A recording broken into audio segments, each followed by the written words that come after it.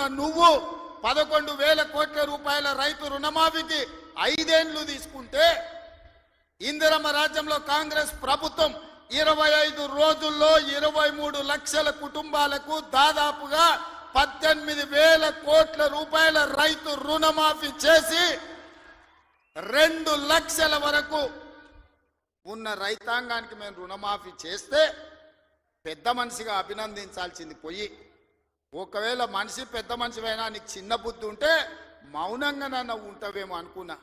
కానీ అన్ని చిల్లర మాటలే మాట్లాడుతురు. ఒక్కటన్నా అక్కడికి వచ్చేది మాట్లాడుతురా? ఎవడన్నా సంసారం చేసేటోడు మాటలు మాట్లాడుతురా? వాళ్ళు తండ్రి కొడుకు అల్లుడు వాళ్ళని చూడండి ఒక్కసారి వాళ్ళు ఏమేమి మాట్లాడుతురో చూడండి. 10 ఏళ్ళు ప్రభుత్వం నడిపినాడు, 10 నెలలు కాకముందే నువ్వు దిగిపో మేము కూర్చుంటామంటారు.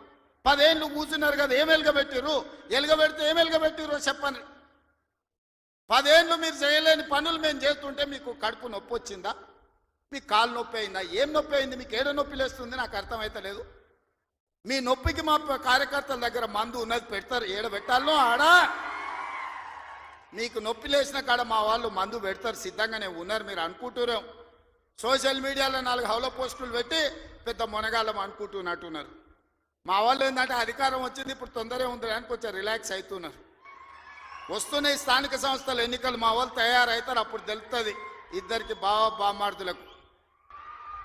ఇవాళ నేను అడిగేది ఒక్కటే, 10 ఏళ్లలో నువ్వు చేసిన రైతు రుణమాఫీ అంతా లెక్కలు తీద్దాం. ప్రభుత్వం నా దగ్గరనే ఉంది, వ్యవసాయ శాఖ మంత్రి ఈ వేదిక మీదనే ఉన్నారు తుమ్మల నాగేశ్వరరావు గారు.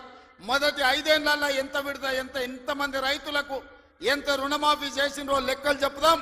రెండో విడత 5 ఏళ్లలో మళ్ళీ అధికారంలోకి వచ్చినాక ఎంతమంది రైతులకు ఎన్ని కోట్ల రూపాయలు ఇచ్చినో లెక్క తీద్దాం. 25 రోజుల్లో మనము 2 లక్షల రూపాయల మేరకు రైతులకు చేసిన రుణమాఫీని 2014 నుంచి 2018 వరకు, 2018 నుంచి 2023 డిసెంబర్ వరకు, 2023 డిసెంబర్ నుంచి 2024 డిసెంబర్ వరకు 3 సార్లు రైతు రుణమాఫీలో 2 సార్లు చంద్రశేఖరరావు చేస్తే ఒక్కసారి ఈ వేదిక మీద ఉన్న మా మిత్రులందరూ చేసిర్రు. లెక్కలు తీద్దాం, వాస్తవాలు మాట్లాడదాం. చంద్రశేఖరరావు గారు మీరు అసెంబ్లీకి రాండి. నీకు ధైర్యం ఉంటే, నిజాన్ని ఎదుర్కొనే చిత్తశుద్ధి నీకుంటే రా అసెంబ్లీలకు. మా వ్యవసాయ శాఖ మంత్రి ఈ రోజు నీకు లెక్కలు చెప్తాడు. ఏమన్నా తక్కువ పడితే మిగతా సంగతి నేను చూసుకుంటా. అదేవిధంగా తెలంగాణ ఉద్యమమే నిరుద్యోగ సమస్య. ఈ నిరుద్యోగ సమస్యనే తెలంగాణ రాష్ట్రాన్ని సాధించింది. వందలాది మంది బిడ్డలు ఆత్మ బలిదానాలు చేసుకొని సాధించుకున్న తెలంగాణలో 10 నెలల్లో నేను 50,000 ఉద్యోగాలు ఇచ్చిన ప్రభుత్వ ఉద్యోగాలను 10 ఏళ్లలో నువ్వు ఎన్ని ఇచ్చినవో లెక్క కట్టు, తలకాయ లెక్క పెడదాం. 50,000కు ఒక్క తలకాయ తక్కువ ఎల్పీ స్టేడియంలో అందరిని పిలుస్తా. 50కి తక్కువ ఉంటే అక్కడ నేను క్షమాపణ చెప్తా. స్వతంత్రం వచ్చినప్పటి నుంచి భారతదేశంలో ఏ రాష్ట్రం కూడా మొదటి సంవత్సరంలో 10 నెలల్లో 50,000 ఉద్యోగాలు ఇవ్వలేదు. నేను సూటిగా సవాలు విసురుతున్న చంద్రశేఖరరావు గారికి, రా నీ 10 ఏళ్ల పాలనలో ప్రతి సంవత్సరానికి నువ్వు ఎన్ని ఉద్యోగాలు ఇచ్చినావు? 10 నెలలల్లా నేను 50,000 ఉద్యోగాలు ఇచ్చిన లెక్క కట్టి తలకాయలు మొత్తం ఎల్బీ స్టేడియంలో పిలిపించి అందరిని పెడతా. నువ్వు వాళ్ళ తల లెక్క పెట్టుకో. ఒక్క తల తగ్గిన క్షమాపణ చెప్పడానికి నేను సిద్ధంగా ఉన్నా. అన్ని చిల్లర మాటలే. మా తాత ఉన్నప్పుడే నోటిఫికేషన్ ఇచ్చిండు, మా ముత్తాత ఉన్నప్పుడే మేము ఇవన్నీ చేసినాం అంటాడు. వెనకటికి ఎవడో అంటే వాడిని తాతలు నేతులు తాగుతానంట, ఇప్పుడు వీడు మూతులు నాకిండంట. గట్లున్నది వీళ్ళ మాటలు. చెప్పుకోవడానికి బాగానే ఉంటుంది. మా చచ్చిపోయిన బర్రె పగిలిపోయిన కుండ నిండా పాలిస్తుండని. బర్రె చచ్చింది, కుండ పగిలింది, ఇంకా బుద్ధి మాత్రం మారలేదు వీళ్ళకు. అందుకే ఇవాళ రైతు రుణమాఫీ విషయంలో కానీ, నిరుద్యోగ సమస్య విషయంలో కానీ, ఆర్టీసీలో ఆడబిడ్డలకు ఉచిత ప్రయాణం ఏదైతే ఇచ్చినామో 1,10,00,000 మంది ఆడబిడ్డలు ఈరోజు అమ్మగారి ఇంటికి పోవాలన్నా, రాముల వారిని దర్శించుకోవాలన్నా ఒక్క రూపాయి ఒక్క పైసా లేకున్నా పోవచ్చు. 3,700 కోట్ల రూపాయలు మంత్రి పొన్నం ప్రభాకర్ గారు ఇవాళ ఖర్చు పెట్టి ఆడబిడ్డలకు ఉచిత బస్సు ప్రయాణం ఇచ్చాడు. ఇదే కాదు, ఆనాడు మోడీ ప్రభుత్వం 1,200 రూపాయల సిలిండర్ చేస్తే ఈరోజు ఆడబిడ్డలకు 500 రూపాయలకే సిలిండర్ ఇస్తున్నాం. ఆ శాఖ ఉత్తమ్ కుమార్ రెడ్డి గారు చూస్తున్నారు. అదేవిధంగా ప్యాడీ ఆయనలో ఏమన్నాడే కేసీఆర్, ఊరేసుకుంటే ఊరేసుకున్నట్టే అన్నాడు. అన్నోడు అన్నట్టు ఉండాలి కదా. ఆయన మాత్రం ఫామ్ హౌస్లో 150 ఎకరాలు ఊరేసుకున్నాడు. అవన్నీ లెక్కలు తీసి బయట పెట్టిన వీడియోలతో సహా. మా సార్ అట్లా వేసుకున్నాడు కానీ అని వాళ్ళ తాబేదారులు వచ్చి చెప్పారు.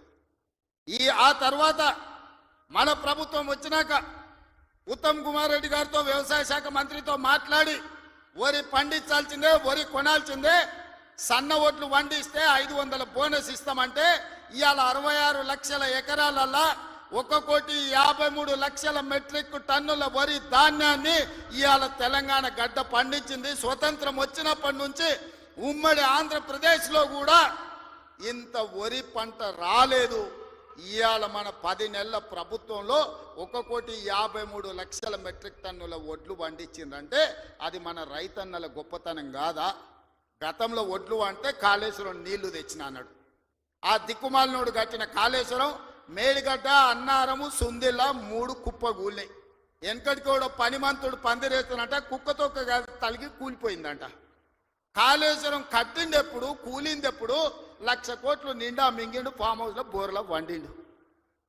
కాళేశ్వరం నుంచి సుక్క నీళ్లు లిఫ్ట్ చేయకుండా ఆనాడు కాంగ్రెస్ పార్టీ కట్టిన శ్రీరామ్ సాగర్ కావచ్చు, లేకపోతే శ్రీపద ఎల్లంపల్లి కావచ్చు, కల్వకుర్తి, భీమా, నెట్టంపాడు, కోయిల్ సాగర్, శ్రీశైలం, నాగార్జున సాగర్, హంద్రి, నీవా అక్కడ కడితే ఇక్కడ ఈ ప్రాంతంలో తెలంగాణ ప్రాజెక్టులు కడితే ఈరోజు ఖమ్మంలో కట్టిన ప్రాజెక్టులు, వరంగల్లో కట్టిన ప్రాజెక్టులు, నిజామాబాద్, కరీంనగర్లో కట్టిన కాంగ్రెస్ కట్టిన ప్రాజెక్టులతో ఈరోజు 1,53,00,000 మెట్రిక్ టన్నుల వడ్లు ఈరోజు తెలంగాణలో వండినాయి. 1,00,000 కోట్లు కాళేశ్వరంలో కాంట్రాక్టర్లకు కాలబెట్టిండు. పాలమూరు రంగారెడ్డికి 20,000 కోట్లు కాలబెట్టిండు. ఇంతవరకు సుక్క నీరు రాలేదు. కాళేశ్వరంలో 52,000 ఎకరాలకు ఇచ్చాడు. 1,00,000 కోట్లు కాంట్రాక్టులకు బిల్లు ఇస్తే 52,000 ఎకరాలకు నీళ్ళు వచ్చినాయి. ఈసారి అవి కూలిపోయి అది కూడా రాలే.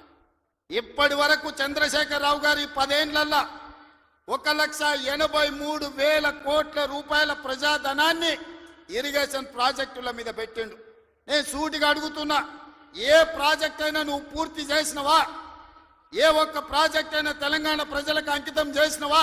ఇది పూర్తయింది, ఇది ప్రజలకు అంకితమైంది, దీంట్లో నీళ్ళు వస్తున్నాయని చెప్తావా అని నేను అడుగుతున్నా. ఇవాళ మల్లన్న సాగర్ అంటాడు, రంగనాయక్ సాగర్ అంటాడు, కొండపోచమ్మ అంటాడు.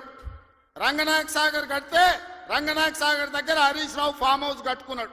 3 దిక్కుల ప్రాజెక్ట్ ఉంటుంది, మధ్యలో ఆయనకు ఫామ్ హౌస్ ఉంటుంది. ఆయనకు 360 డిగ్రీలు వాటర్ ఫ్రంట్ వ్యూ ఉండాలంట. భూసేకరణ కోసం తీసుకున్న భూమిని హరీష్ రావు పేరు మీదకి బదిలీ చేపించుకున్నాడు. ప్రాజెక్టు కోసం సేకరించిన భూములు రంగనాయక్ సాగర్, సిద్దిపేట దగ్గర ప్రాజెక్టు కోసం సేకరించిన భూములు ప్రాజెక్టుల నుంచి తొలగించి హరీష్ రావు ఫామ్ హౌస్ కట్టుకున్నాడు. దానికి లెక్క చెప్పాల్సింది హరీష్ రావు గారు. ఏం చింత చేయకు, లెక్కలు తీస్తున్నా, నీ లెక్క చెప్తా. కొండపోచమ్మ ప్రాజెక్టు కట్టిందే కేసీఆర్ ఫామ్ హౌస్ కు కాలువలు తీసుకెళ్లడానికి. ఇవాళ నిజ నిర్ధారణ కమిటీ వేసుకుందాం, కొండపోచమ్మ ప్రాజెక్టుకు పోదాం. కొండపోచమ్మ నుంచి డైరెక్ట్ గా కేసీఆర్ ఫామ్ హౌస్ 100 ఎకరాలకు కాలువ డైరెక్ట్ ఆయన ఫామ్ హౌస్లోకి వెళ్ళి తీసుకుపోయాడు. 1,000 కోట్లు ప్రజలై ఖర్చు పెడితే నీ ఫామ్ హౌస్కు నీళ్లు తీసుకెళ్తావా? ఇది న్యాయమా? చంద్రశేఖరరావు గారు, నిన్ను నమ్మి నీ చేతిలో రాష్ట్రం పెడితే, నీ కొడుకుని మున్సిపల్ మినిస్టర్ పెడితే జన్వాడలో 111 ఫామ్ హౌస్లు కట్టుకుంటాడు. ఆయన బామ్మార్ది ఇంకోటి కట్టుకుంటాడు. అందులో దీపావళి పండుగ వచ్చిందని చిచ్చుబుట్లు కాకుండా సారాబుట్లు పెట్టి దావతులు చేస్తాడు. ఏమనంటే మేము క్యాసినో నడుపుకుంటాం, మేము సారా బుట్లు పెట్టుకుంటాం, కాబట్టి మమ్మల్ని ఏం అనొద్దు అని. అంటే బావ కళ్ళల్లో ఆనందం చూడడానికి ఆయన బామ్మార్ది ఏమి తాగి తందనాలు ఆడినా డ్రగ్స్ తీసుకున్నాడు ఆ ఇంట్లో దొరికినా కేసు పెట్టొద్దా? ఒకసారి ఆలోచన చేయండి. ఎంత సిగ్గు లేకుండా మాట్లాడుతున్నారంటే, డ్రగ్స్ తీసుకున్నాడు దొరికిండు కదనే వాడు మొత్తం అందా, అవును నేను డ్రగ్స్ తీసుకున్నాను వాడు ఒప్పుకుండు, డ్రగ్స్ ఉన్నోడు దొరికిండని వీడు ఒప్పుకుండు, కానీ వాడిని పట్టుకోవద్దంట పోలీసోడు.